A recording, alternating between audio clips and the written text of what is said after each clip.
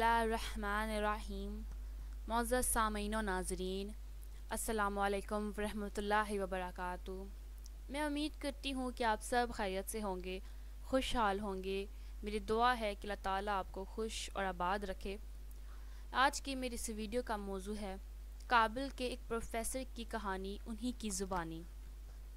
इससे पहले कि मैं वीडियो के मौजू को तफसील से बयान करूँ, कहानी का आगाज़ करूँ, तमाम नाज़रीन जो मेरे चैनल पर नए हैं उनसे गुजारिश है कि चैनल को सब्सक्राइब कर दें और बेल आइकन प्रेस कर दें ताकि अपलोड होने वाली हर नई वीडियो की नोटिफिकेशन आपको मिल जाए।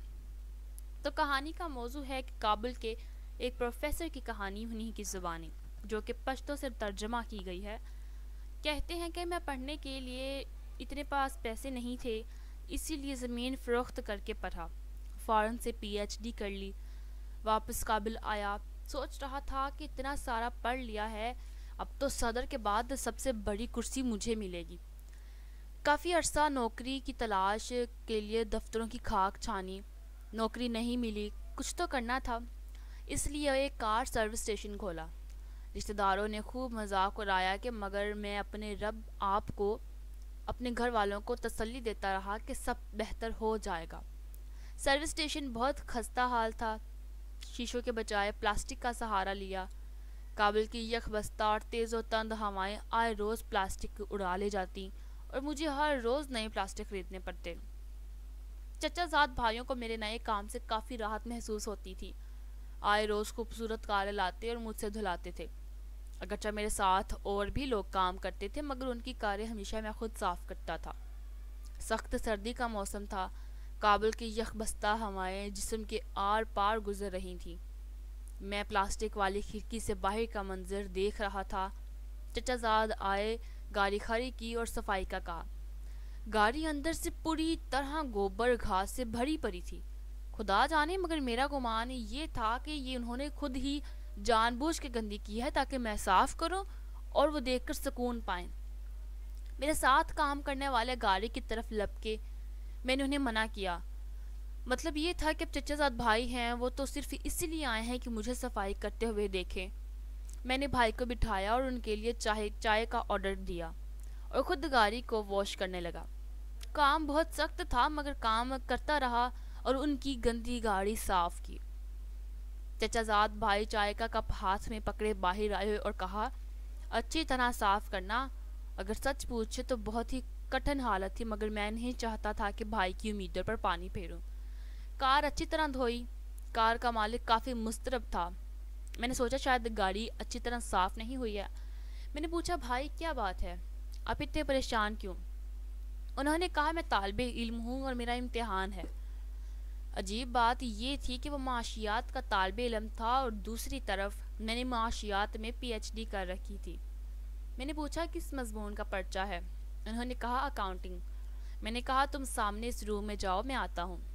मैंने उन्हें 6 माह का सबक 15 मिनट में समझा दिया। कहा, वो गाड़ी आपने धोई है? मैंने कहा, हाँ जी, ज़िंदगी है, काम तो करना है ना। मैंने उन्हें अपनी पढ़ाई के बारे में बताया। वह हैरान था। अब वो ज़िद करने लगा कि आपको मेरे साथ चलना होगा। हमारी यूनिवर्सिटी के वीसी मेरे दोस्त हैं, मैं उनसे बात करता हूँ, वो आपको ज़रूर नौकरी देंगे। मैं उनके साथ चलने लगा तो उन्होंने मेरे मैले कुचैले कपड़े देखकर इस्तफसार किया कि कोई और कपड़े नहीं हैं आपके पास? मैंने कहा, नहीं, मुझे पता है नौकरी किसी ने नहीं देनी, ये तो बस आप ज़िद कर रहे हैं, इसीलिए तुम्हारे साथ जाने लगा हूँ।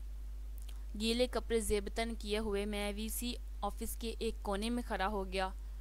ऑफिस में कीमती फर्नीचर रखा हुआ था, मगर मेरा दिल नहीं कर रहा था कि इस पर बैठूं। वीसी मुझे मिस्त्री समझा। मैंने एक कपड़ा लिया, सोफे पर रखा और बैठ गया। तालिबे इल्म ने मेरी कहानी उन्हें सुनाई। उन्होंने तमस्खुराना नज़रों से मुझे घूरा। जान चुराने की खातिर उन्होंने कहा, तुम डेमो के लिए तैयारी करो, हम तुम्हें कॉल करेंगे। मैंने कहा, मैं अभी भी डेमो के लिए तैयार हूँ। उन्हें मेरा ये अंदाज़ अच्छा नहीं लगा, मगर फिर भी उन्होंने फ़ोन उठाया। सब टीचर्स को क्लासरूम में बुलाओ, कहो डेमो है। उन्होंने मुझे एक मार्कर पकड़ाया। मैंने 2 मार्कर और मांगे। क्लास पूरी तरह भरी थी। मैंने सलाम किया। मेरे कपड़े देखकर तमाम तालबा मुस्कुरा रहे थे। हुक्म हुआ, अब डेमो शुरू करें। میں نے کہا کس موضوع پر لیکچر دوں؟ کہا آپ کی مرضی ہے۔ میں نے معاشیات کے 10 موضوعات بورڈ پر لکھے۔ میری خوبصورت لکھائی بورڈ پر کافی بھلی دکھائی دے رہی تھی۔ میں نے کہا اس میں کون سے موضوع پر بات کروں؟ انہوں نے کہا دوسرے نمبر والا ٹاپک چنا۔ میں نے اس موضوع کو مزید کلاسیفائی کیا، پھر ان کی طرف دیکھ کر کہا اب ان میں سے کون سا موضوع ٹھیک رہے گا؟ پورا بورڈ بھر دیا، 2 ساتھ جڑے ہوئے بورڈ بھی بھر گئے۔ اچانک تالیاں بجنے لگیں۔ میں نے مڑ کر پیچھے دیکھا، پوری کلاس کھڑی تھی اور تالیاں بجا رہی تھی، اور ان کے سامنے میں میلے کپڑوں میں کھڑا تھا۔ وی سی نے کہا ہاں بھائی بتاؤ کتنی تنخواہ لوگے؟ اور مجھے نوکری مل گئی۔ میں نے مشین کی طرح کام کیا۔ ماہ کے آخر میں مجھے یونیورسٹی بیسٹ ٹیچر کے ایوارڈ کے ساتھ اچھی خاصی تنخواہ ملی۔ سب سے زیادہ تنخواہ اس یونیورسٹی میں 50,000 افغانی تھی، پر مجھے 1,20,000 پر رکھ لیا گیا۔ اس کے بعد امریکہ یونیورسٹی فنانس منسٹری بین الاقوامی کانفرنسوں اور دنیا کی کئی یونیورسٹیوں میں کام کرنے کا مواقع ملے۔ میری سروس اسٹیشن کا 1 سال کانٹریکٹ ابھی ختم نہیں ہوا تھا اور میں نے 30 ممالک دیکھ لیے۔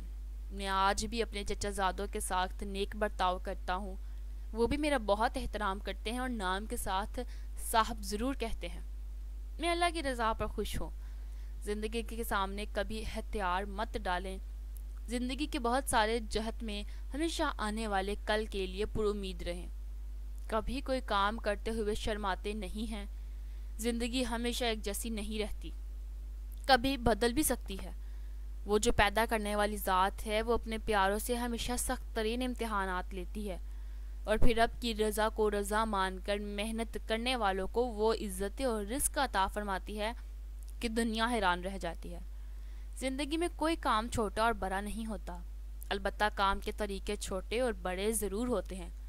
اگر کام چھوٹے بڑے ہوتے تو سرکار دو جہاں فخر دو عالم حضرت محمد مصطفیٰ احمد مجتبیٰ صلی اللہ علیہ وسلم کبھی بکریاں نہ چراتے اور خود جھاڑو صفائی نہ فرماتے۔ اگر آپ کو ویڈیو اچھی لگے تو دوسروں کے ساتھ بھلائی کے لیے ضرور شیئر کیجیے گا اور چینل کو سبسکرائب کرنا مت بھولیے گا۔ اپنی دعاؤں میں یاد رکھیں۔ اللہ حافظ۔